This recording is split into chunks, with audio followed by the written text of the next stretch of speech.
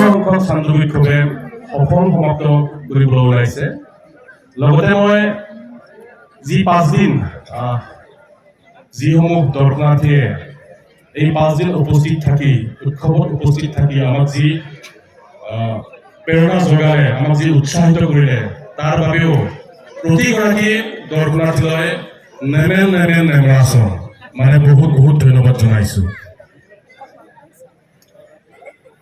সেইখিনিতে এটা কথা ক'ব বিচাৰিছোঁ, আমাৰ লগ বন্ধু বান্ধৱীসকলে প্ৰায়ে আমাক এটা প্ৰশ্ন কৰি থাকে আৰু আমাৰ সাংবাদিক দাদা বন্ধুসকলেও প্ৰায় প্ৰশ্নটো কৰে যে এইবাৰ চান্দুবি উৎসৱৰ বিশেষ আকৰ্ষণ কি বা নতুনত্ব কি? এই প্ৰশ্নটো আমাক লগ বন্ধু তথা সাংবাদিক বন্ধুসকলে প্ৰায় কৰি থাকে। ইয়াৰ কথাখিনি হৈছে আচলতে চান্দুবি উৎসৱে এটা নিৰ্দিষ্ট মন্ত্ৰ বা লক্ষ্য উদ্দেশ্য আগত ৰাখি চান্দুবি উৎসৱখন উদযাপন কৰি অহা হৈছে। আৰু এই চান্দুবি উৎসৱৰ যি লক্ষ্য উদ্দেশ্য, এই লক্ষ্য উদ্দেশ্য সামৰিয়েই আমি যি 5 দিনীয়া কাৰ্যসূচী, এই কাৰ্যসূচীখন প্ৰস্তুত কৰোঁ।